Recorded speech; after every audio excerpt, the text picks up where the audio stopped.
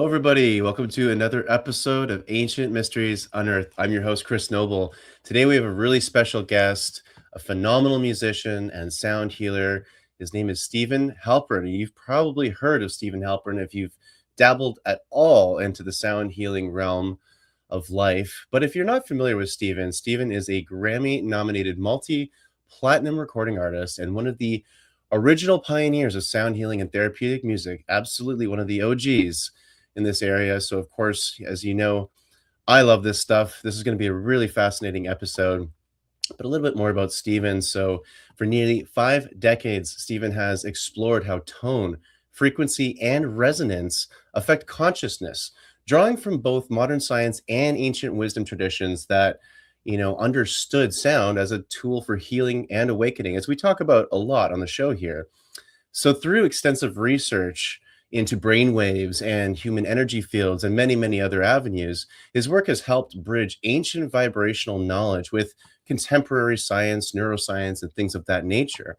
Now, as a composer and an author and an educator, Stephen's legacy has profoundly shaped meditation practices, holistic medicine, and the global understanding of sound as medicine. So I'm sure you can all imagine how excited I am to talk to Stephen today. So Stephen, welcome to Ancient Mysteries Unearthed. How are you today? Hi, Chris. I'm good, and what a beautiful introduction. Thank you. My pleasure. I think you added some things to what I probably sent you, and that was great. Well, we like to spice it up a little bit here. I'm sure as someone like yourself, you get your bio read a lot over and over. So we try to make it a little more interesting. Myself as a musician, I know when we're on stage and at a festival and someone's reading out your bio, it starts to just become this thing over and over. I always like when people spice it up. So for yourself, Stephen, we're going to get into a lot of really fascinating topics today, but I love to start off the show with the origin stories. So how did you, I know you're a very accomplished musician and you didn't start off this way. So what shifted for you? What was that moment where you started to see that music's not just entertainment? There's something a lot more sophisticated and profound going on. What was that like for you? Well, music has always been fundamental to my existence, and sound. I've always been very sensitive to sound. My hearing is beyond what most people hear, which has astounded some of the audiologists that have tested me.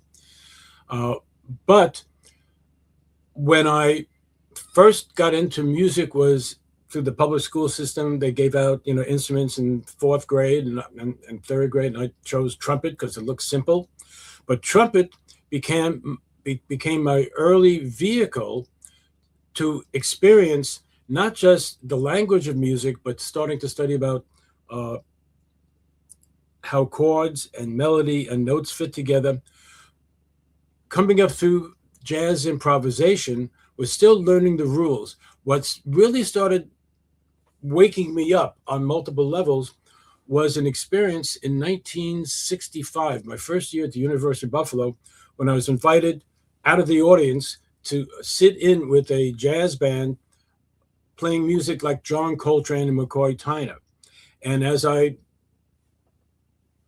joined them in that high energy vortex, I started playing some of the scales and riffs that were impressive. In other words, things I had practiced and that always went over well and showed that I knew what I was doing.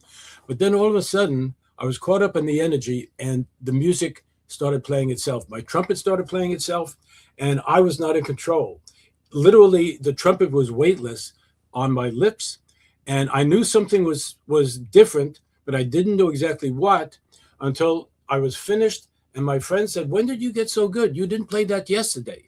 Well, it was in the presence of these other high energy musicians that I tapped into another level of where the music is and having the music play through me. One of those musicians was a professor named Jack Clark, who was a local guru figure, poet, researcher, mythologist, etc. And I became one of his star students and experienced an awakening through that, and then would be studying the ancient origins of music. From the first time I heard about Edgar Cayce, talking about ancient healing temples in Egypt, and of course in Greece, where the musicians and artists, etc., would work to connect with their muse. So early on, from my freshman year on, that became part of my intention setting. If this is how the ancient artists did it, I'd like to. It'd be great. Wouldn't it be great if I could connect with my muse? I didn't think that could happen, but I set that intention. And over the years, there would be a couple other experiences, but I'm playing in the jazz rock idiom. I'm playing trumpet. I'm playing guitar.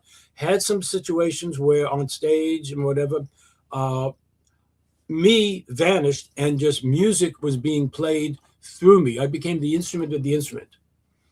What I understand now is that that prepared my nervous system, in a sense, to be ready to hear and then to play a new form of music that came through on keyboard, much less energetic than playing trumpet, where you have to be fully aware of your diaphragm support and you have to use your breath. You could just sit quietly at a piano as I do, and move my fingers a little bit, stay in a meditation state. But how that all happened was during a spontaneous meditation in a redwood grove outside of Santa Cruz,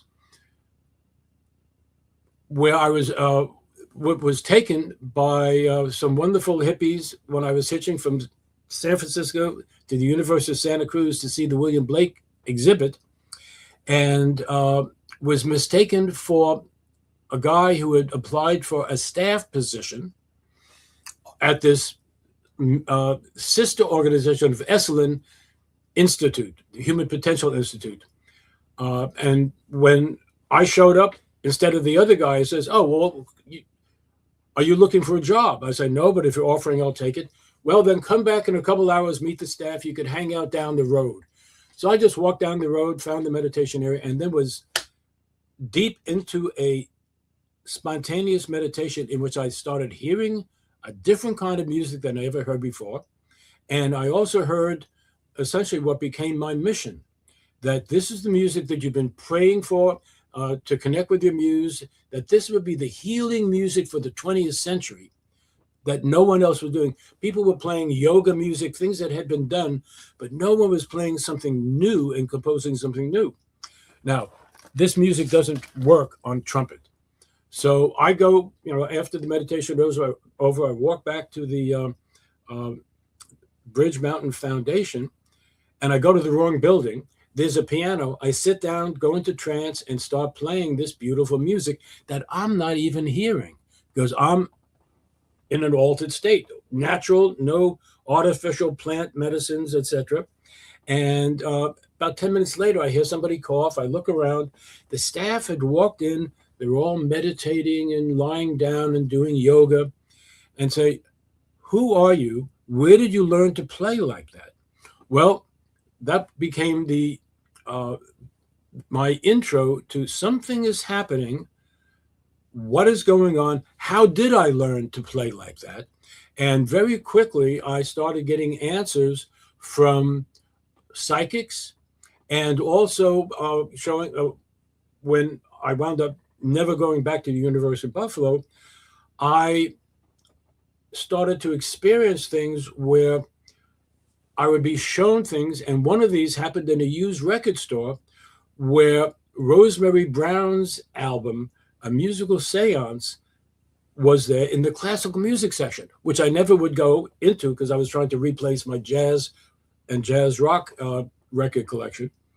And she talks about how some of the famous classical composers who are dead are still alive in another dimension and are channeling music through her. Sometimes they dictate, and then just like I explained to these other people, they move my fingers and I don't even hear the music, but the music is being played. And I remember almost falling down in the used record store saying, "Wow, that was what's happening to me." And that's when I started taking this seriously. Well, where I'm now hired became the weekend retreat and weekend workshop center for many of the leaders of the human potential movement. One of them was Dr. John Lilly, who's famous for his research with dolphins and then ketamine and other consciousness expanding drugs and the isolation tank. He heard the music and said, "Wonderful, but if this is really something special, you need to do research." And I'm going, "I'm a musician. I don't know how to do research." Left it at that. 3 weeks later, Dr. Stanley Krippner is doing a weekend workshop. Says the same thing. If you want to be taken seriously, you need to do biofeedback research for objective data, not just people saying, "This is the most relaxing music we've ever heard. I feel so healed." And I'm going, I don't know how to do statistics. I'm not scientifically trained. I have no access to biofeedback equipment. And he says, if you sign up for this new program that he is the co-director of, we have the best biofeedback equipment in Northern California. As a student, you could use it for free. We will give you free students to use as research subjects, because you're part of the graduate program. And I started working in my dissertation about a new contemporary psychology of music, but it's still very left brain. And working with the professors that I had to answer to, it was kept pretty much left brain. But a requirement for the degree was that I did indeed conduct the biofeedback research. And they Dr. Krippner hooked me up with some wonderful graduate students and scientists who had developed one of the first two aura video and aura photograph devices called Kirlian photography in the United States. So in addition to using brainwave analysis and GSR analysis for biofeedback, we used aura photography.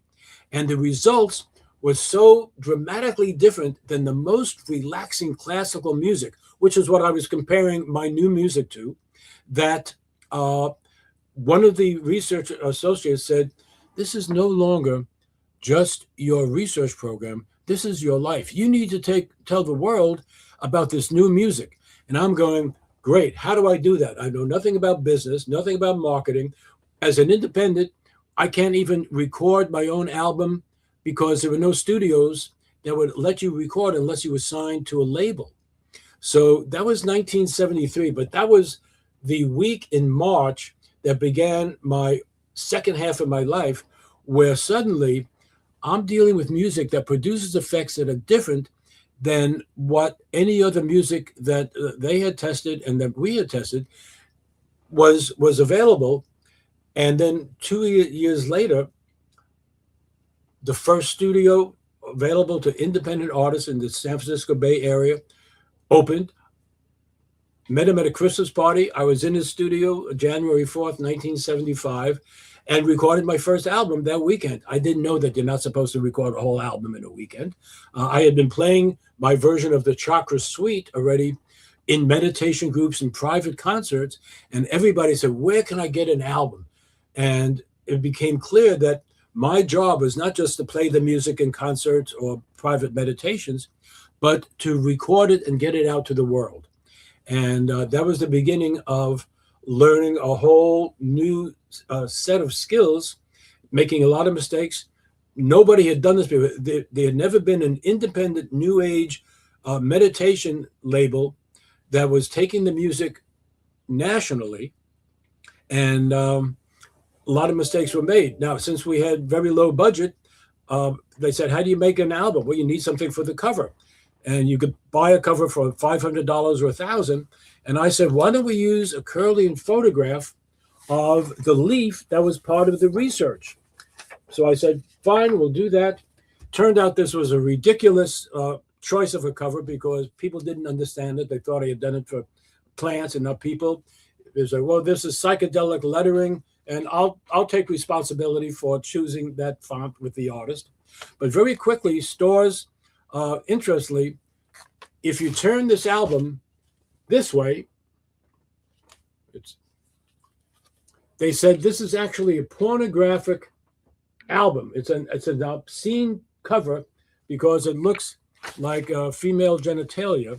So very quickly, I had to change to another cover, which was for Spectrum Suite, where again, we're looking at the tones of the 7 major tones of the scale, with the 7 major colors and the 7 chakras that all correlate. And this was a system that I didn't invent, but had been around for hundreds of years. I'm the first person that really put a soundtrack together with it and marketed it. And just because chakras, these etheric energy centers, resonate to sound and color, when you listen to the music, your chakras would resonate and come into their perfect pattern of resonance. And when I would do live presentations, I would also show slides of the colors. And some of these are up on my website, on my YouTube channel, and people could experience some of that. But in concert, in workshops, at conferences, this was part of how I presented the most important part of the early teachings, which was that when you balance and tune the chakras, wonderful things happen to your consciousness.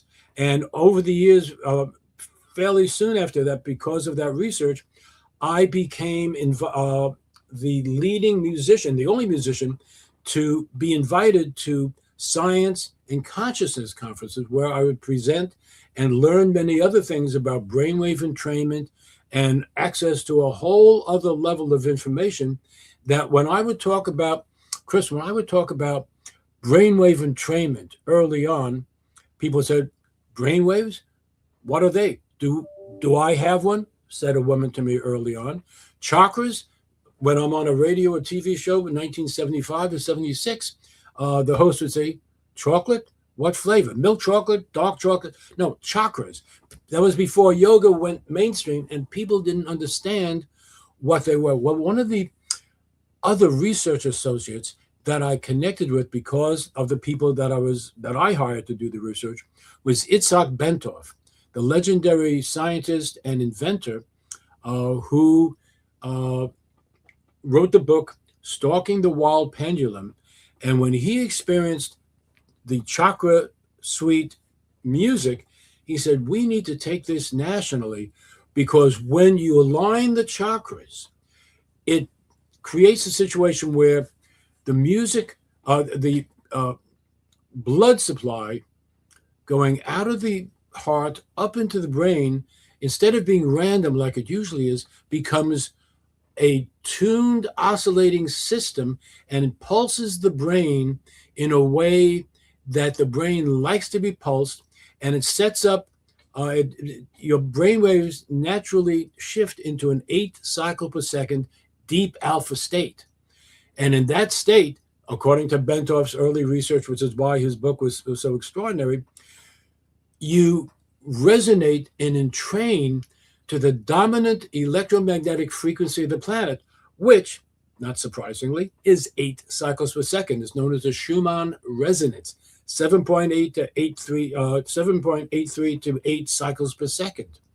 That's what the atmosphere vibrates at. That's what the earth vibrates at. And that became part of the reason that people felt so good when they listened. Without knowing it, their bodies would naturally shift into a higher order of coherence. Not only that, but not just their bodies and the blood supply pulsing up into the brain, but the fact that your brain waves and your left and right hemisphere operate usually differently. Let me give you an example. If I sing a very familiar pattern of ascending notes, which most people will recognize as a scale, watch what happens at the end. So I will sing the do, re, mi, fa, sol, la, ti. And how many of you are hearing that final note in your head before I sang it? Do. How many of you were holding your breath, waiting for the other shoe to drop, waiting for the final note? We are so culturally conditioned to anticipate where the music is going that, number one, we're always out of balance and always leaning kind of towards the future rather than in the mindful state of being here now, as Ram Dass was teaching us. Being here now, But what happens when we're analyzing that scale pattern, that predictable pattern of music, because all the music that we've heard has predictable patterns, our left brain is more active. Our left brain is analyzing and predicting. Well, that's the big factor, and the right brain is not doing much. What my music does is synchronize and balance both hemispheres and shift the brain into a higher order of coherence. So I first started learning that in 1973 when I was in London in 1977 for the first Body, Mind, and Spirit Festival. The leading brainwave biofeedback scientists, Dr. Maxwell Cade and Dr. And his associates, Jeffrey Blundell, invited me to their lab. They checked out my music. They put the electrodes on my head, and they said, we must have done something wrong because we've only seen this level of coherence with the leading British psychic healer, Rose Gladden, and a 75-year-old Tibetan monk. How could you be doing this? We'll have to reset. And they put the electrodes back on. And when the same results happened, they looked at me and said, who are you and how do you do that? And I go, I don't know. I'm just doing what I do. And that was part of the change, and realize that this is not just a figment of my imagination. I have world-class scientists telling me that something different is going on when I am in the state to replay and record the music. And more importantly, when people are listening to the music, they go into that state. It doesn't hit you over the head like heavy metal rock or something, but very gently, as Bentoff would write, if you were to ask the body, how would you like to be resonated and entrained? Would you like to be hit over the head with heavy drums and big rhythms, or would you like to be caressed into a higher order of coherence? Well, certainly my body wants to be caressed. And happily, over the years, millions of people have wanted music that helps them feel more like themselves. People say, it feels like home. I feel like myself when I'm listening to this music. And that was how the shift happened. All the problems about launching an independent record company, licensing in 1985 to a major label, getting ripped off, going back as an independent. A lot of the same stories that many musicians have gone through. But because I was an independent artist, I had more control about what I wanted to say on the album jackets. And again, I'm always trying to speak about healing the individual, healing the planet, and music to balance the individual, music to balance the planet, correlating colors and sounds in the chakras. The title became the Spectrum Suite because I'm coming up through the spectrum of colors and the 7 tones of the major octave and the 7 chakras. But it wasn't until I found an artist that could create the image like this that is now on my chakra suite and chakra balancing albums, where you could see the 7 colors going up to 7 chakras from the base of the spine to the crown chakra, over a bed of the Sri Yantra. You asked how I also first got into this. I first saw the Sri Yantra in a mandala book that Carl Jung had written, and I was fascinated by it. And reading the description, this was a cymatic image of sand sprinkled on a resonating disc into which the scientists had chanted Om. And the Om created a series of interlacing triangles as a function of the diminishing harmonics. And I said, wow, sound can do that? So I was pretty much the first American to start talking about cymatics, working with the work of Dr. Hans Jenny and then Dr. Peter Manners, and brought this information back to America, brought it into my imagery on the albums, in my workshops, in my writings, and started educating my audience and a lot of people, and through the media, the fact that sound has effects much more than just making your heart beat match the speed of the music. This is, entrainment, but the entrainment of the heartbeat is not as subtle as the entrainment of the brainwaves. This became my mission to spread this information, and not just as a scientist, but as a musician, to spread the resources and the tools that could help people experience that. So it was left brain, brain, whole body, balancing the aura. And that's how I got into it. And I've been doing that ever since. Thank you, Stephen. Wow. A long answer, but there it is. But it's a necessary answer, I think, because there's just so much to your story, and I loved it, and I appreciate that. I know everyone watching and listening, it's really amazing because now it is mainstream in a lot of ways. It's so common, which I'm grateful for, that it's finally become the mainstream. I was laughing when you're talking about how people used to think the chakra system was chocolate system, or and so that just shows obviously how much of an evolution we've gone through. Now, before we get into some more of the fascinating science that you've been able to uncover here, and there's just so much, because I love to nerd out on that as well. I would love to still talk about your connection to the ancient past and these ancient modalities that not only have influenced your work and your research, but I would love for you to talk to me as well about the experiments that you've done at some ancient sites, like my favorite, the Great Pyramid. So how has that influenced your work, Stephen? One of the first experiences I had with what I learned later on was past life recall and awakening some past life memories was sneaking out into my high school auditorium when the band wasn't there, playing my trumpet, playing a long note, and hearing and feeling deep reverb for the first time without all the notes of everybody else cluttering the space. When I heard the reverb and echo inside the Great Pyramid, I flashed back to that early experience, and it was part of my cellular memory experiencing sound in sacred spaces like the Great Pyramid, like some of the underground temples in Malta and around the world. And now there's research on resonance about standing waves in Stonehenge and so many of the other sacred temples. Well, when we got inside, got permission and found out who to pay the bakshish to in 1980 and 81. In 1980, it was part of a tour with Pat Flanagan and some other people, but there were 8 people in the King's Chamber at the same time. Our bodies absorbed a lot of the reverb. And I said, if I ever get a chance to come back, I want to record inside the pyramid by myself. And the next year, they were doing the tour again. They invited me, and I was mentioning this to my studio engineer, and he says, Egypt, I'll be your recording. I'll carry the recording equipment. Take me. Just, I'll work for free. Just pay my plane fare. And that was how we got inside the pyramid. I had met some of the people that you had to grease the palms, because that's how things typically were working back in 1980 and 81.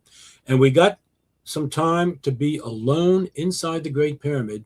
And when they would turn off the lights and it was totally dark, it was fantastic. I started hearing things, but there was nobody around to be making any sounds. Then I started doing some ohms and chanting to see which tones would resonate the walls of the King's Chamber. I also start my initiation CD by striking the corner of the King's sarcophagus with my fist, and you will hear that sound on the recording. That's a boom, and tuned my voice to that, which turned out to be an A438 hertz frequency, not even a 432, at least not for us.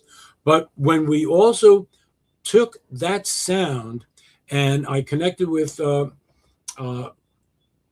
let's see, blocking his name for a second, the American who developed his own cymatic devices,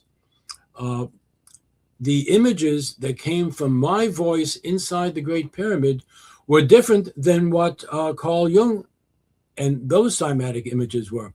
And he said, my gosh, I've never seen anything like that. So there were mysteries that showed that the pyramid energies were alive and changes depending on who's inside, who's chanting, etc. So that was an amazing bit of research.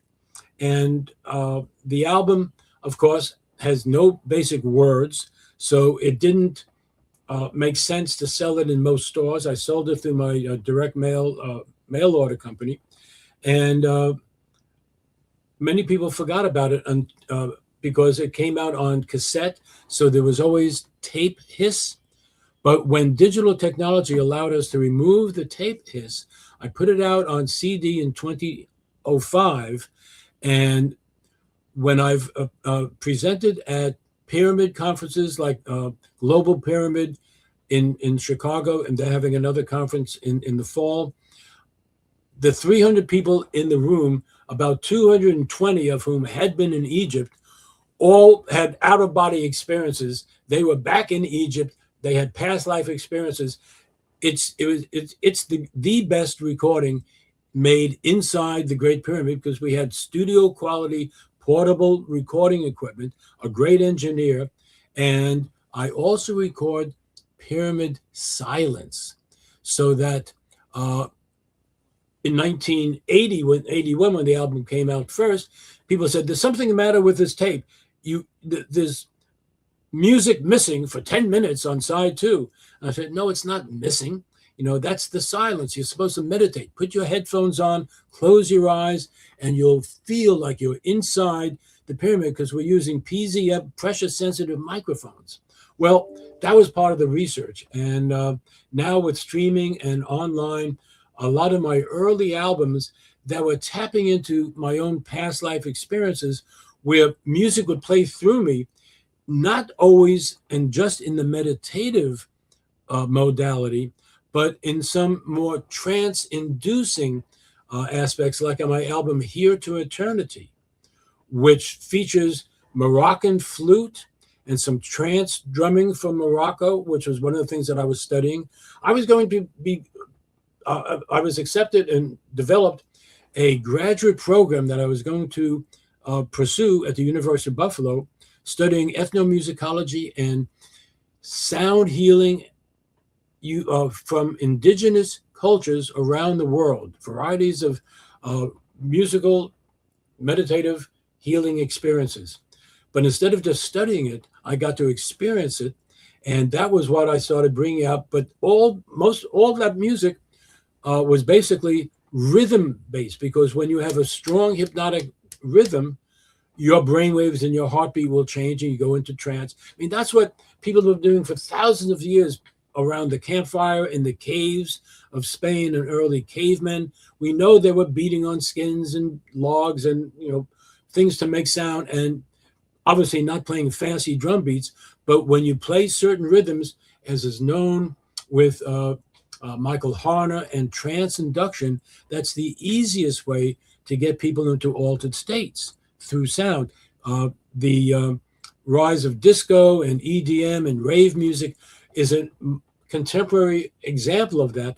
But even rock music, starting when rock really got loud in 1968 and 69 with Hendrix and Cream, people like William S. Burroughs, the beat poet and writer, who had gone to Morocco to do research and to get into trance with the master musicians of Jajuka and the Pipes of Pan, that Brian Jones also got into.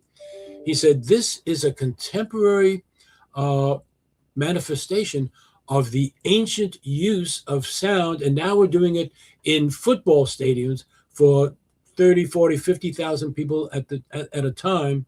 So this is like a revival of that early use of sound, because many people had altered their consciousness with drugs as well, but the volume of the sound itself could do that, and the repetitive rhythms would do that. And my early studies in undergraduate in the sociology of music and the psychology of music, I understood the history and the purpose and the function of music was not just for entertainment, was not just for intellectual stimulation, not just for emotional release, but could take us into higher levels of consciousness. And as the field of brainwave entrainment has continued to uh, percolate out and people understand more about why brainwaves are important, and unfortunately, it's much more, well, fortunately and unfortunately, it's much more prevalent on YouTube. There's a lot of websites and YouTube videos that are out there that are, shall we say, not well done, and that I find completely unlistenable because it's very easy to do a bad entrainment album. How for me, how I tell if I hear or click on a video and I hear bub bub bub bub bub bub bub bub, yes, that kind of sound will entrain your heartbeat and train your brain, but it gives me a stomach ache. And many people find it is like audio X-lax. So maybe there's a subset of the population that's constipated, and for them, that kind of sound works as entrainment or resonance. But I'm interested in higher functions and higher coherence, and the healing and meditative aspects of that. And that's how the research has continued. And as I get feedback from other people and at conferences where 1,000 or 2,000 people in the audience at once are going into the same brainwave state when I'm playing the music or live or on recordings. Years later, when I met Rupert Sheldrake, the brilliant scientist who wrote the new nature well, talked about how biology works and how our bodies shift when one person's brain shifts into higher levels of balance and entrainment. It radiates those frequencies out into the world and makes it easier for other people, whether in the room or out in the world, not close to this person, for them to shift gears. He calls this morphic resonance. And that is, I believe, a very powerful aspect of what can happen, the potential for healing and coherence, that I would bet most of the streaming websites and platforms did not intend for some of their music that they're streaming, like Chakra Suite, which I've experienced differently when I hear it coming back from Pandora or Spotify than when it's played just in the room for myself, because so many people are simultaneously shifting into higher levels of consciousness without realizing it, because it doesn't hit you over the head. It doesn't, get you so spaced out. It's subtle, but it's real. And that's that's part of the ongoing research that I've been part of, and writing now more about the aspect of beyond just brainwave entrainment, but getting into brainwave synchronization. And when you synchronize and balance both hemispheres of the brain, you create a higher meditation experience. It helps individuals tap into their own innate intelligence.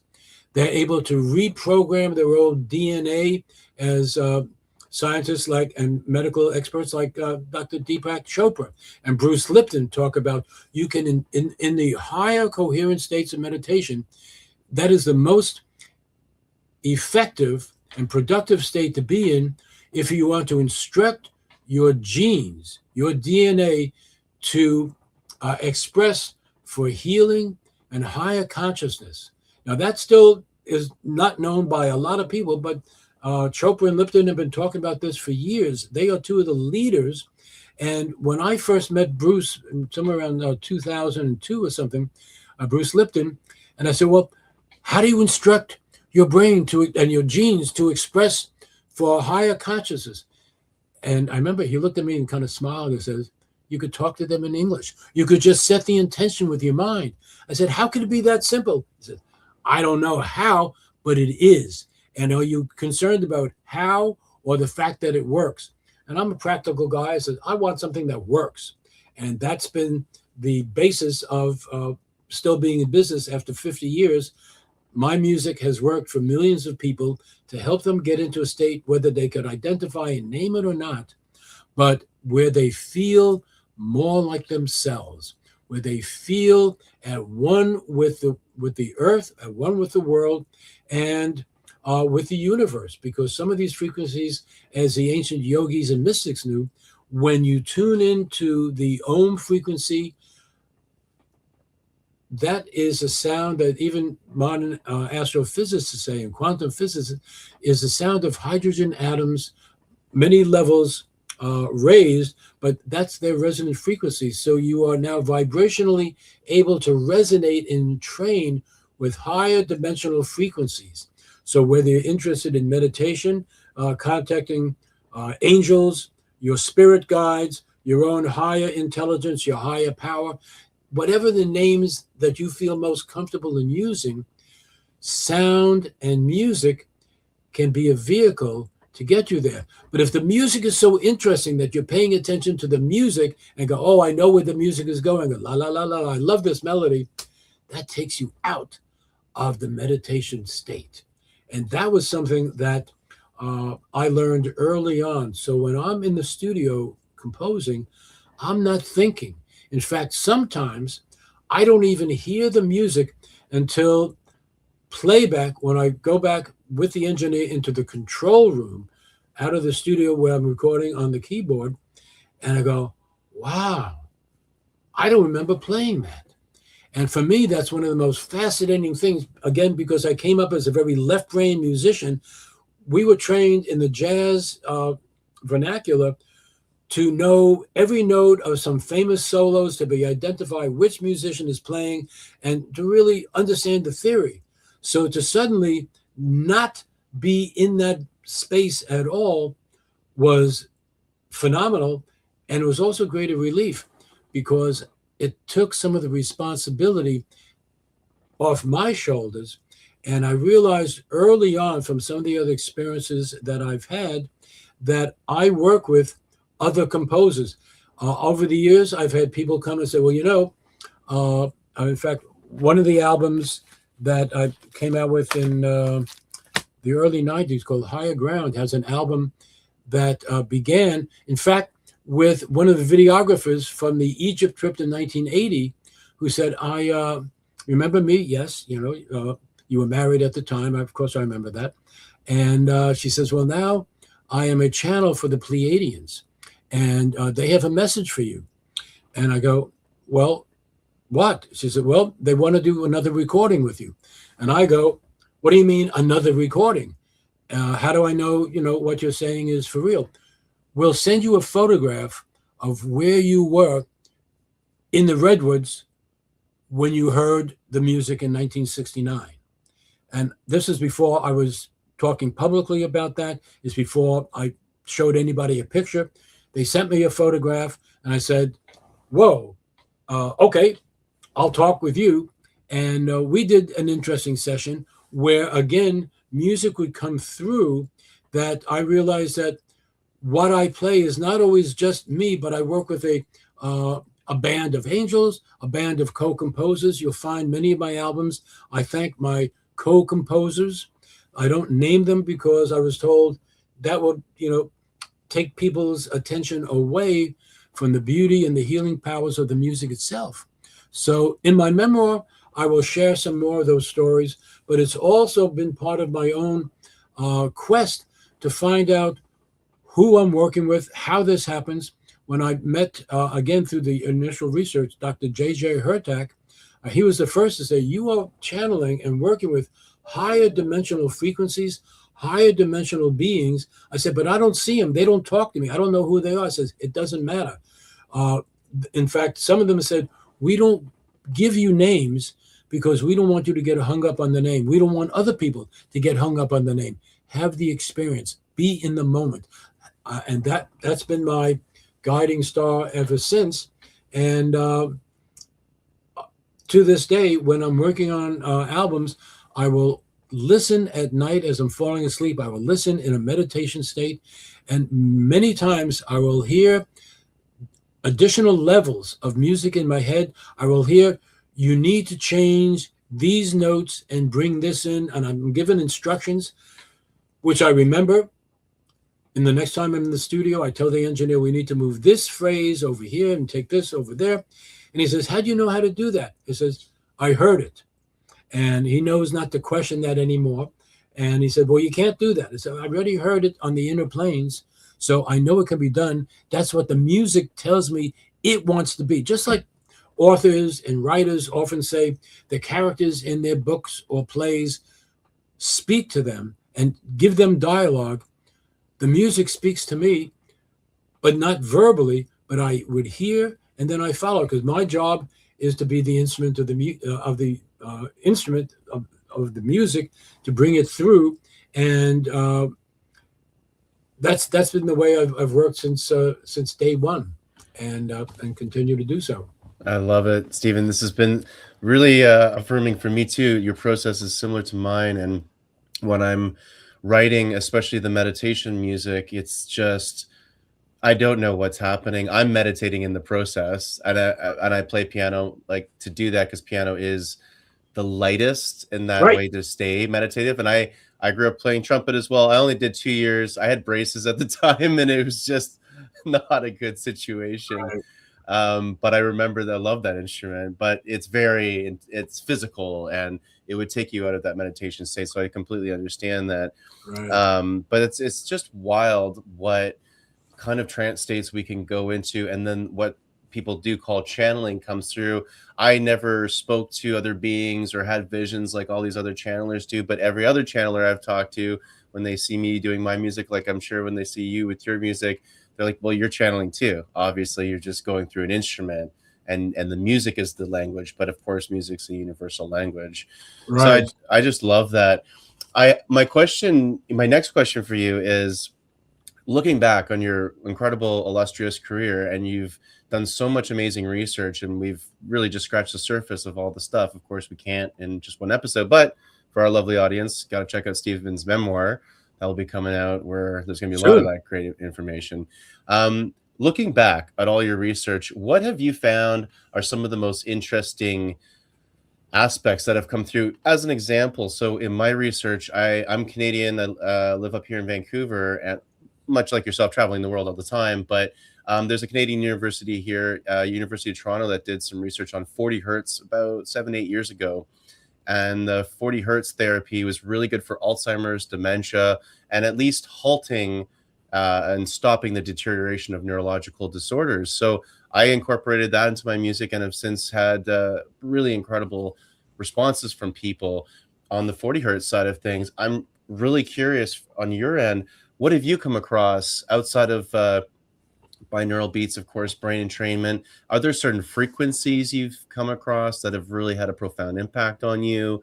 What's jumped out to you that you've really been pretty surprised about from your Well, career? of course, when I started seriously researching the effect and the difference between alpha and theta, I made basically a 5-minute recording. And since I own the rights, I added the entrainment of the alpha frequencies 12, 11, 10, 9, 8, and meditated with those, and then did another series in theta 7, 6, 5, 4. And they all sounded the same, because the entrainment, I don't have it loud like bop, bop, bop, bop, bop. So it's very subtle. It's built into the drone, so I mask it so it's comfortable and artistically done. But when, up until that point, I would add the entrainment after I had done the recording. So in other words, I went in naked, as it were, and had my own brain waves, but then added brain entrainment afterwards, where I could dial in what I wanted. In 2011, that was the first time I started playing with headphones and the entrainment in my head as I'm playing. And particularly when I got down to 8 cycles and the Schumann resonance, and then moved down from 7 to 6 to 5, that was still fine. I was enjoying myself.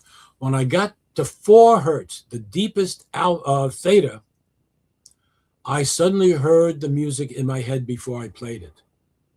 And that was fascinating. And I looked at my engineer and said, I'm staying in 4 hertz for the rest of today and for a lot of the rest of my career, because that was, at least for me, a frequency that got me into my highest, clearest meditation state where the music flowed more freely.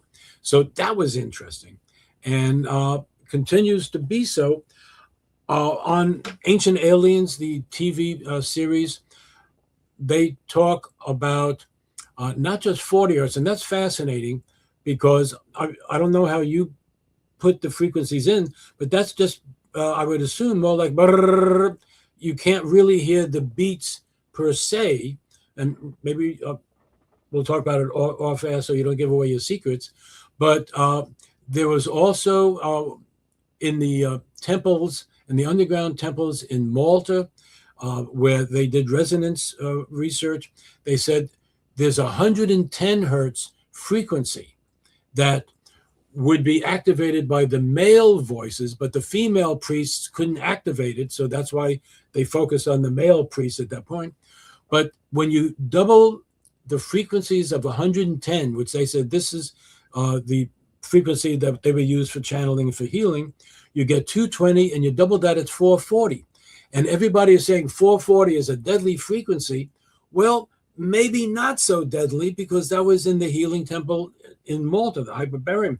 But whereas 432, we know, has a biological basis. And early on, I was one of the first people to start talking about that. But I was also pointing out that if you play bad music at 432 hertz, it is not better than good music played at 440 hertz. So even some of the rules about 440 being anti-healing, again, when you look at some of the ancient structures, not necessarily so. When you chant, I don't know, when you were in Egypt, chanting in the other two big pyramids, there was very little resonance and reverberation. The king's chamber was better than the queen's chamber. When I got to the temple of Isis on the island of Philae, there was basically not any reverb because it's outside, but the birds, when I started chanting, would all come around, and I had some of the worst tourista, Pharaoh's revenge, that morning. Could barely get out of bed. I lay down on the on a platform at the temple of Isis. The birds came, they sang.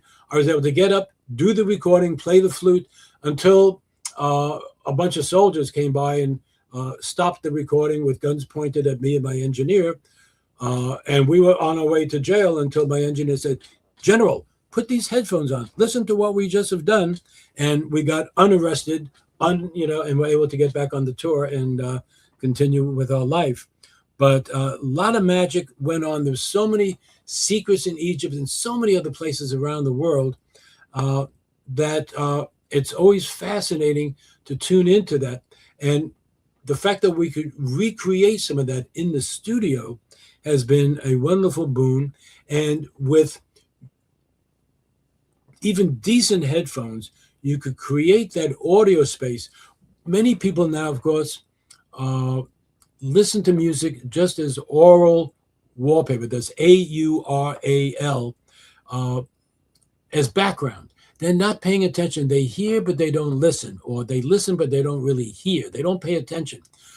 Early on, I learned to be paying attention and meditating with the music and going into the space. Here's another key aspect: the space between the notes. With a lot of my music, the critics hated it. He said, well, he leaves so much empty space between his phrases. Well, if you listen carefully, you will hear that my music sustains with the reverb and the echo. So it's not pure silence, but that's where I hear into the quantum field and I play as I tune into that field. But most people are so jacked up and conditioned to playing with a strict beat. As a musician, most musicians, as I was, are taught to play with a strict beat and are unable to break free of that training. for whatever reasons, I was able to break free of that. I could still do that. I've played conga drums with bands back in San Francisco and Buffalo, and I've been on stage with Ola Tunji and some great African drummers. That I studied African music. My rhythm sense was great. But the new music leaves all that aside, and I go into that space. One other key phrase I would mention is that because of the state that I get into, and you might have experienced this also, it's not just the notes that we play that people experience, but it's our own state of consciousness, it's our own vibratory reality. What I learned from the first Science and Consciousness conference I was invited to in 1976, Dr. William Teller, a brilliant scientist, said that he talked about every atom, molecule, cell, and gland has a characteristic frequency at which it vibrates. Anything that vibrates radiates frequencies out into the world at that frequency, but also responds and resonates to frequency at that same frequency rate. So that's why when I play the basic frequency of a chakra, it'll work for everybody's chakra. Now, some people's chakras are sharp or flat or out of tune, but this music, the chakra suite, will help it get back in tune. And the other part of that consciousness is that music is a carrier wave for consciousness. And this ties in with physics and quantum physics. In other words, when I am in a meditative state and playing music, the same notes played by somebody else who's copying me, and I've heard examples of this, so I've proved it in my own life, you could play the notes, but if your consciousness is not elevated and in that space, the notes have no spirit. The notes don't produce the same effect as the whole field of consciousness with the tones and the music. The consciousness rides on the music, and our brains and our bodies, our auras, our energetic, electromagnetic energy field resonates with that. And that is part of the magic of music, certainly part of the magic of my music and why it continues to work, because these things are, no matter whether you're male, female, old, young, whatever nationality, whatever race, seem to be true. If you're a chakra, you're going to be vibrating at a particular frequency if you're in a human body. And your brain waves are not random. If you're in an alpha state, your alpha state that tunes into the fundamental frequency of the planet is going to be about 8 cycles per second. As I mentioned before, and let me just circle back around to that.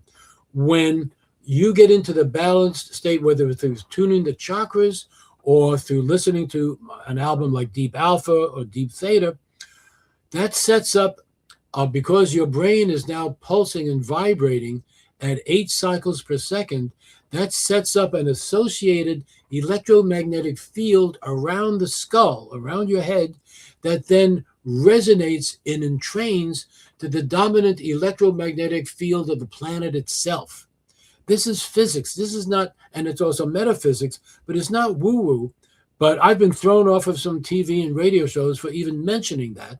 And then other ones say, come back and tell us more about that. You mean it happens automatically?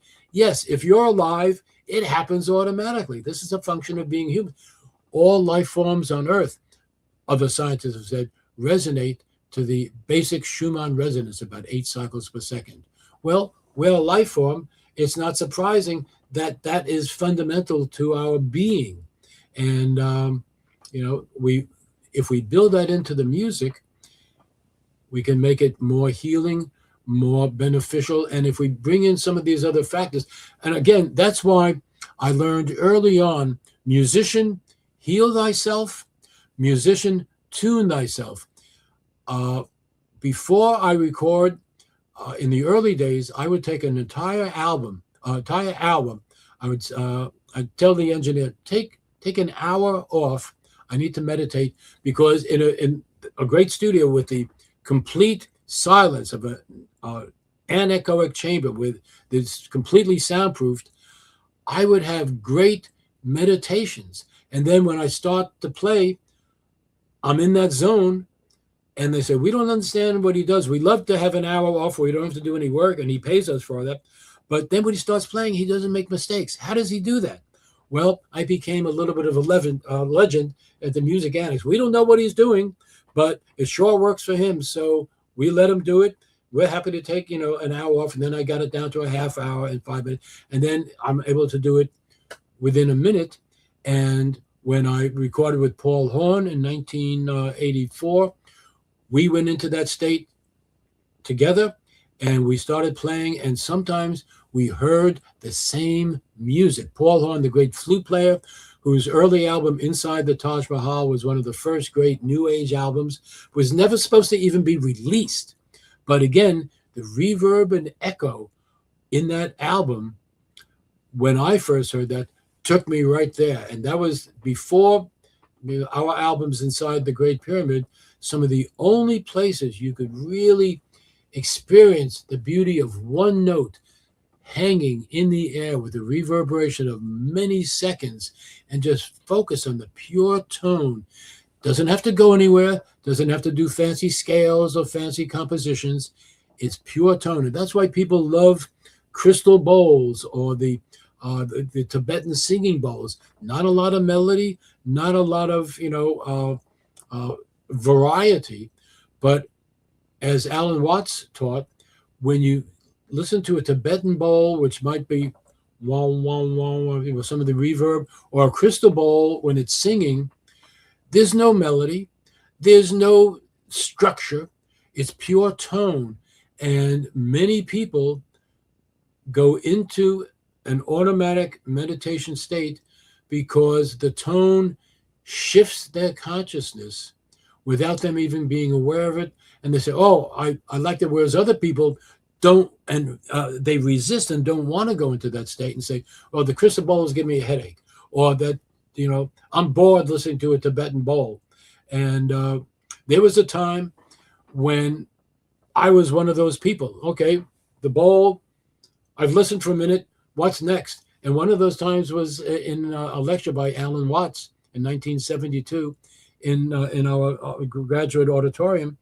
And he was able to see me and said, some people in this room apparently do not know how to listen to a Japanese temple bowl. Listen to and he looked right at me. So I was busted. And in my head, I'm going, okay, Alan Watts, you're great, but, do something else. What's up? No, you focus on the furthest away sound. And I bring that into my recordings. And that's where the space between the notes is so important. The gap and the space between songs on a CD, I would time to the rhythm of a deep breath. You lose that with streaming music because one song follows another, and sometimes one song cuts off the song before, so it doesn't even end. And in concerts, in orchestras, people often begin to clap before the final notes of a composition of an orchestra piece die away. They're clapping and they break the mood. And for me, it always was so painful. It was like a punch in the gut.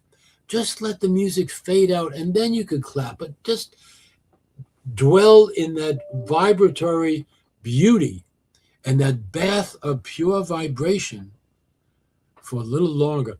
And a lot of people don't want to go there.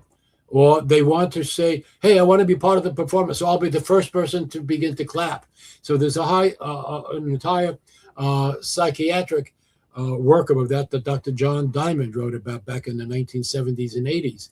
And we were saying some of the same things, but he was a psychiatrist and a doctor, so people believed him more than me. And me, back in the 70s, I was like, you're a little strange. Why don't you clap? Well, because I'm still with the music. There's plenty of time to clap. I want to be uplifted by the beauty of this classical piece. So that's a listening lesson for today. I love that, Stephen. And I'm glad you touched on the 440 hertz music. There's a lot of the conspiracies out there with why it's bad for us, quote unquote. And I actually tuned my music to 432 hertz because for me, I do notice that it affects, and I've done a lot of A/B testing just in my own workshops and concerts. And like, every time the 432 tuning of the exact same thing seems to have a more, let's say, relaxing, like compassionate sort of vibration. It's a But warmer. It's a little warmer. Now, yeah, did you tune you have a acoustic piano or electric piano? well, electric for practicality. Right, because you could tune that. When I talked to my piano tuner, early on, I said, I when I came back from Egypt, I tuned my Yamaha C3 grand piano, which is great, to 438 from the period. But of course, that Right. doesn't really, that's just a little bit. I said, I'd like to tune it to 432. He says, well, you'll have to see me once every 3 months for 3 years, because if you do it right away, the instrument will explode and it'll destroy, and we can't do it. You have to take it down in stages. I said, well, we'll keep it where it is. And, that's it. But electronically, easy to do. I haven't noticed a huge difference in my own creative process for composing differently in 432 as opposed to 440. I'm able to work in both. Yeah. But what I noticed, because at first I was listening to a piece in 440, and then I listened to like Chakra Street at 432, and one track right after another. And I have a couple of videos on my YouTube channel where you can listen to examples. The problem is like drinking wine, but it's more difficult. You don't have a palate cleanser to listen to. Whatever you listen to first sounds right. Whatever you listen to next sounds wrong. So what I started doing is I would listen to the 440 version for a week, take a couple of days off, and listen to the 432 version. And then it sounded perfect. My engineer at first said, well, it sounds duller. I said, no, it sounds warmer. And then he got it. And then we're fine in, working with that. But that was how I recommend listening to music on a steady diet of that. And like if you're working on that, that's the way to proceed. And then in the field, there was a guy named Brian T. Collins. Have you ever run into that name? No. He was in, I believe, the Vancouver area, or my friends in Vancouver turned me on to him. And just a shout out to Canada, Simon Fraser University was up around there. And then, of course, Dr. Murray Schafer wrote a book called The Tuning of the World, which I was turned on to in 1976 at the huge conference in Vancouver, the World Symposium on Humanity, which was legendary. Scientists, people don't know him, but he invented the word soundscapes that I would in turn bring into the music industry that nobody knows. Everybody uses it. I was the first album to talk about ambient soundscapes, and reference The Tuning of the World was Dr. Schafer's book. But the more that this information gets out there and people experience it, the better. And 100%. And then there's other people that say, well, 528 music should be tuned to 528. You've probably heard that also. And when Len Horowitz and I met some of the scientists who were first working with that, and I said, well, when you say tuning, if orchestras traditionally tune the A note to 440 hertz, and we're talking about tuning the A note to 432, what note are you tuning in the system of 528? And these people would look at me like, you're from Mars. We don't know. I said, well, find out. Pretty important question. Right. Because if you're saying 528 is the most healing frequency, and that doesn't relate to any note in the traditional tuning frame of Western instruments, what note are you, tuning the A to? So I would ask Dr. Horowitz that at a conference in LA. The next year he was there. Dr. Horowitz, you haven't answered my question yet. What note are you tuning? And the second year he said, well, I asked my engineers, we're tuning A to 444. Okay. Now, what's so interesting is that's higher than 440. So if 440 is bad because it's higher than 432, well, I know as a guitarist or a pianist, if you try to tune a piano to 444, you will definitely kill the piano. It'll just freak out. The soundboard will fracture. The strings will be going everywhere, and you could die because you could get impaled. Yeah, So you the can. tuner said, "I'm not going near that." So that was the end of that. Obviously, there's realities for the 528. There's realities for many things, Of but in course. terms of music, it seems that the more music is at 432, and there were some rock people and rock bands and some other that were recording with this, Hmm. but it's not as big a thing yet. But on the internet and in YouTube, there's a lot of people. But there's a lot of people that they'll play an hour of a robot playing a couple of songs or whatever and say this is healing music. It's at 432, it's at 528 or whatever, and for many people it's unlistenable. Well, And you said it so well, Stephen, before in our podcast here today, which is that if it's beautiful music at 440 hertz, then it's going to be beautiful music at 432 hertz. And I mean, we've all experienced, all of us I know have experienced amazing healing and just profound experiences with music that's absolutely at 440 because it's the standard tuning. yeah, Right. yeah, And so it doesn't take away from that at all. And for me, it's like, well, I feel I resonate with that frequency. I've been testing it for the last 9 years now. And it, wow, it really feels profound for me, but that's me. And I say that to my audience when I'm performing. I'm like, hey, nothing against the 440 thing though, because ultimately what I want for people is just to start looking at music as something more than entertainment, which was what exactly we're talking exactly. about. And that's why my career has pissed off so many reviewers and critics, because I consciously chose not to focus on entertainment. Now, in concert, I learned, because my early concerts, I just sat there, closed my eyes, didn't pay attention to the noise, went into state. And when I started doing some of the things I picked up from Victor Borger, Liberace, it might be just one little thing, but playing an arpeggio and then off the end of the keyboard. I could have gone further, but there wasn't enough notes. You get the audience and you shift that energy, and then you can take them deeper. So there was that aspect. And from my days on the bandstand playing guitar and trumpet, I knew how to walk on stage and do some of the stuff that when I'm being a public speaker and a keynote speaker, I knew how to walk with a microphone and do things that would entrain the audience with my hands or whatever. They didn't know I was doing that, but I was all the other speakers would pretty much stand by the podium, and I was wandering the stage and really engaging, and that made it more entraining. Even with the band, we resisted because we were a jazz rock band doing the steps, but every once in a while, just if I'm sitting in with a rock band or something else, as a trumpet player, if there's a sax player, we'll spontaneously go into the steps that a horn section would do, because we all know them, but we do them for like a minute or two. People love it, and it's not because that was a tradition in the R&B world. And myself and some of my friends were usually the only white guys at the Harlem, the Apollo Theater in Harlem in New York, and got to see all those bands and learned a lot about entertainment and some of what goes on.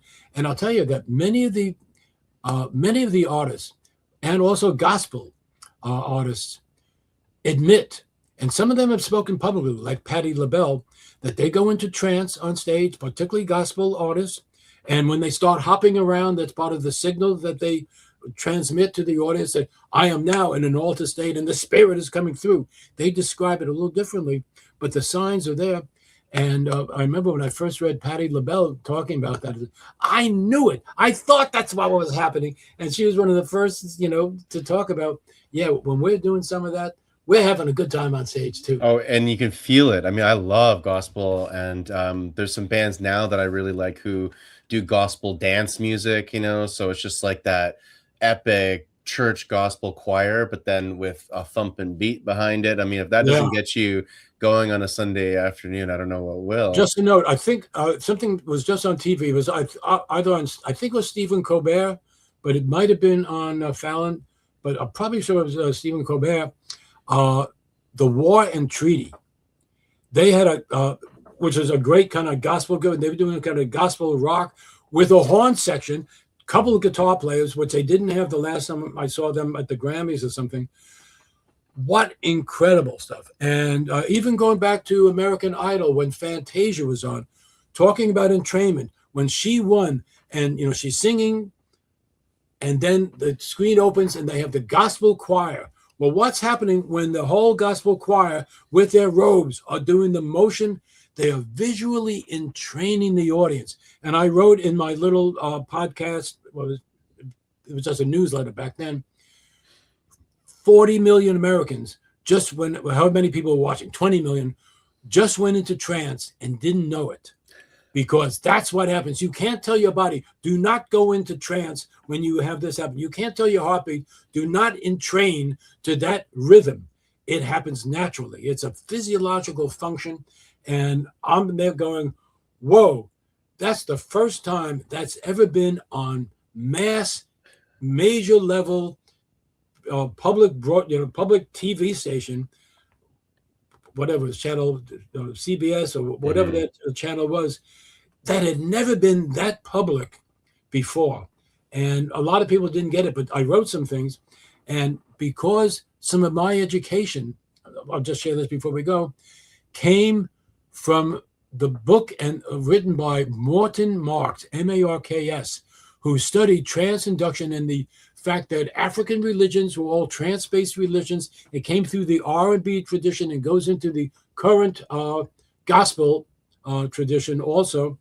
I was turned on to his work in 1973 by a ceremonial Afro-Cuban ritual drummer who said, if you are interested in this kind of thing, you need to check this out. He got me a copy of his manuscript.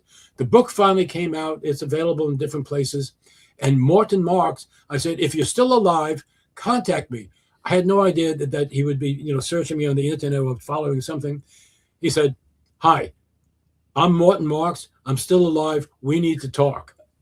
And that became that book opened my brain and my body and my soul up to the fact that this is not accidental. These people have orchestrated bodies and minds and brains and spirits for hundreds of years, and they know it works, but they don't talk about it scientifically with, well, this is a brainwave frequency. And so, but I remember being when the earliest, when it was still legal, a psychedelic trip where the guide would be doing the shamanic drumming. I'm there with a piece of paper writing down, okay, here's the rhythm he's playing, and here's the beat, and it was like, no, man, put that down. Just get into, and then the mescaline kicked in, and the sound started swishing around. Oh, we don't need to, it's not about the left brain, how many beats per second he's playing. It's about the experience. That was life-changing, and that was 1968. And then things became illegal, and now we do it naturally with sound.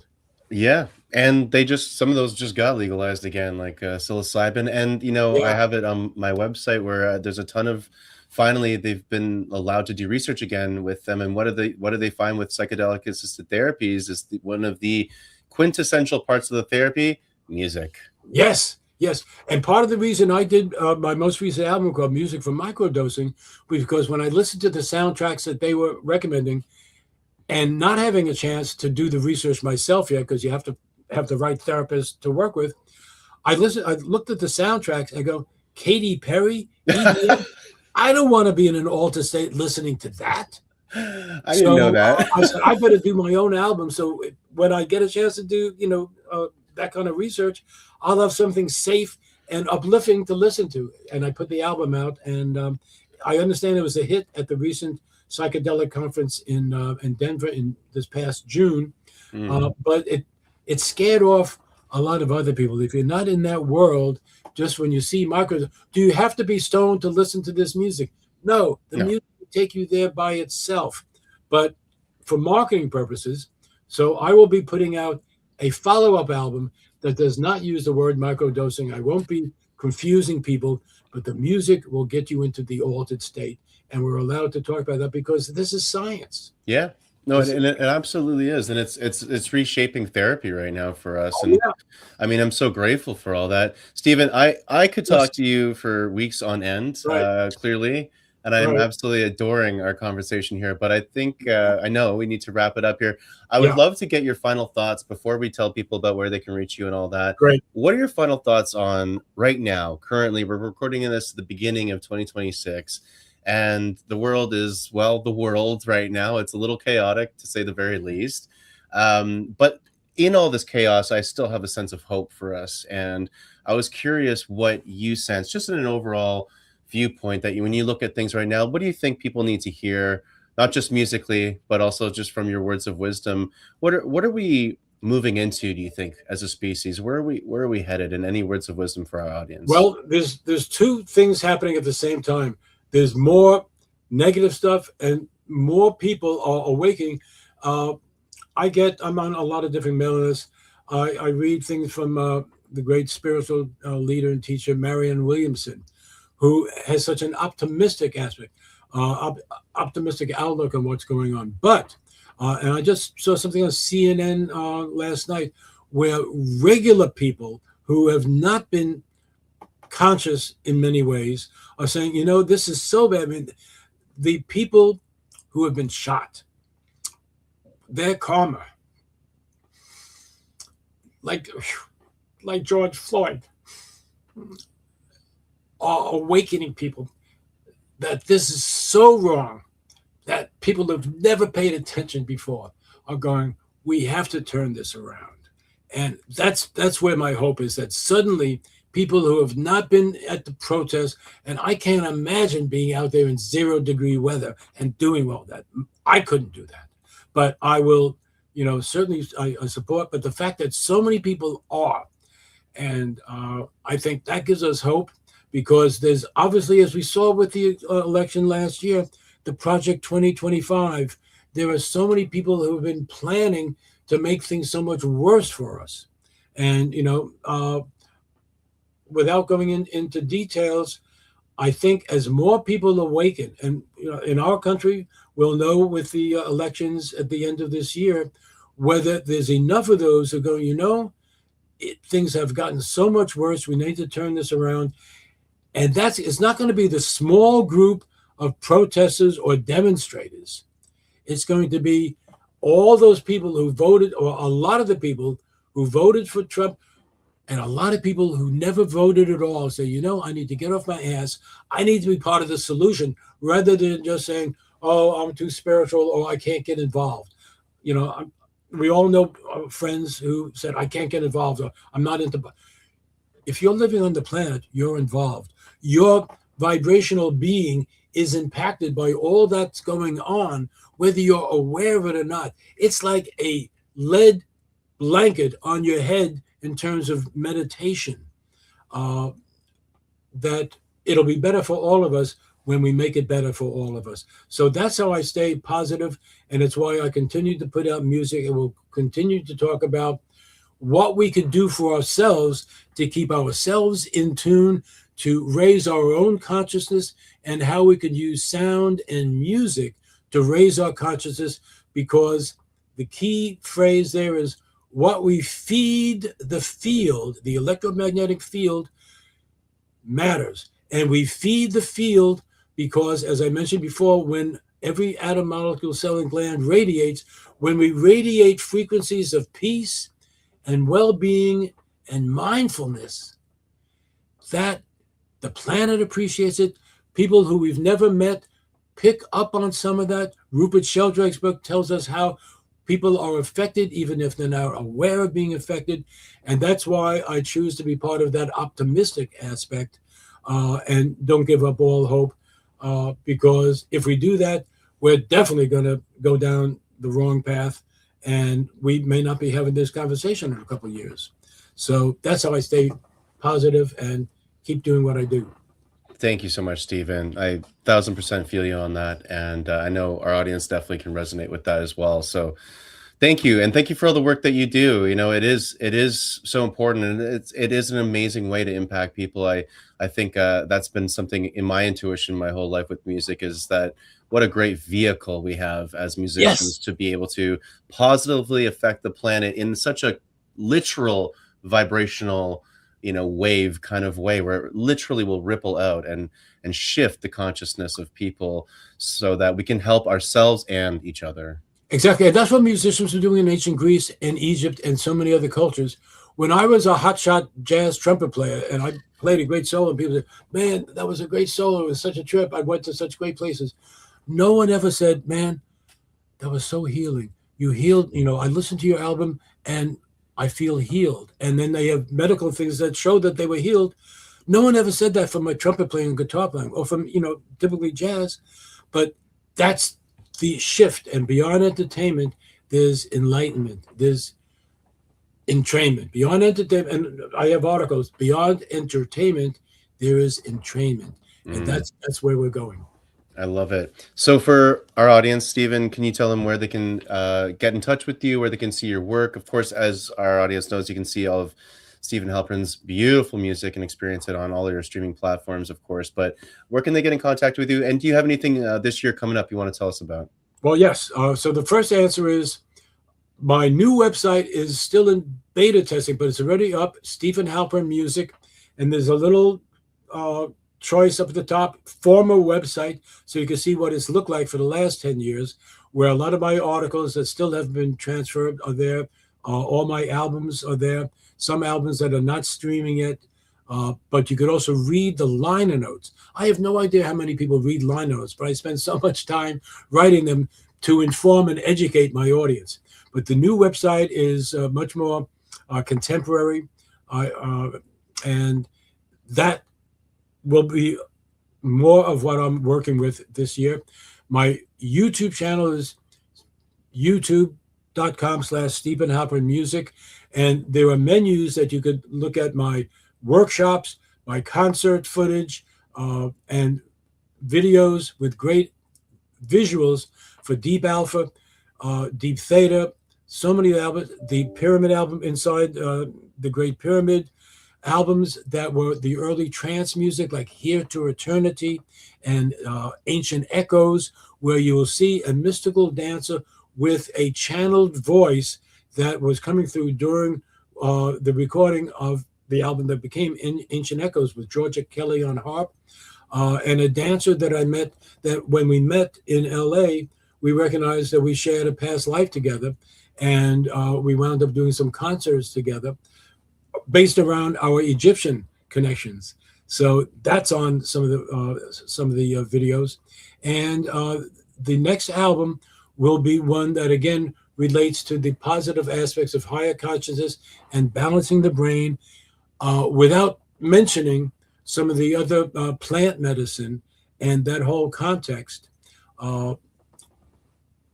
as well as the next album that's on its way out now is called Om Zone 432 Hertz, which features my voice chanting, Sylvia Nakache, a great chant master, and some other people who I looked at it originally as spiritual karaoke. Chanting alone at home is kind of boring. I'm sitting up on my meditation pillow. In a yoga class, at the end of class, we chant Om. But I wanted some chanters, so I said I might as well, create my own soundtrack. And that's how that album began 25 years ago. And it's what I would do in concert and have the audience own and get people to use their voice a little bit as well. And, it's not a tricky mantra. It's a one-syllable mantra. You don't have to memorize a whole bunch of words. So we'll be doing more work with that this year also. And you can find all these on those two main channels. And of course, most of my music is streaming, but I had to transition to a new digital distributor. So not everything is back up online yet, but and streaming, but most will be. And if you can't find it online, you might find some on YouTube, and you can find everything always on my website. 100%. Thank you, Stephen. And I was just perusing it before our recording today. And for our audience, you can also purchase individual tracks of Stephen's as well on his website. So it's just a fantastic way to dive more into his work.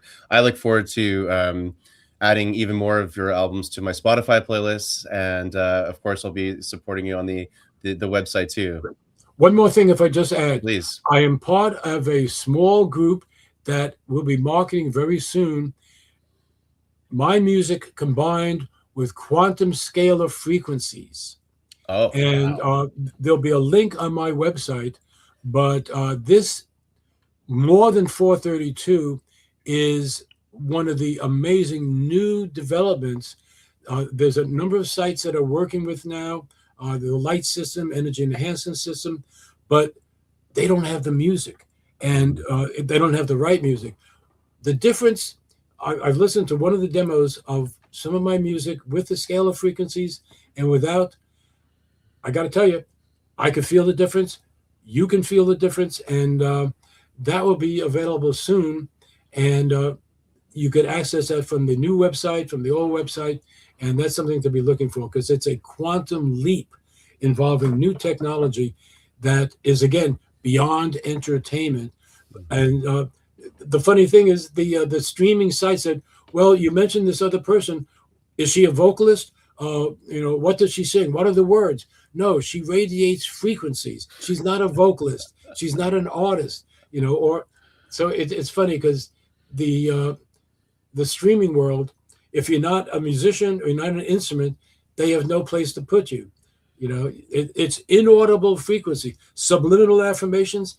They don't know what those are, so there's nowhere to talk about it. But on my website, you'll be able to find out everything. I love it. Well, thank you so much for joining us today, Stephen. It was an absolute joy and a pleasure. And I know for myself and our audience, just thank you for everything you've done and continue to do for us. Thank All you. right. Thank you. Thank Thank you. you. Bye bye, everybody. All right. You take care now. Wow, what an episode. I am so grateful to have had Stephen on today.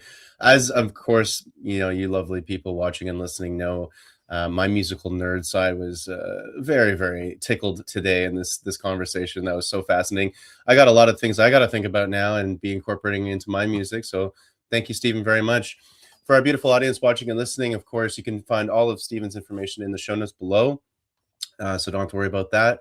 And be sure to follow up with him. Listen to his music. Check it out. It is incredibly soothing and relaxing. I've been meditating to it for years.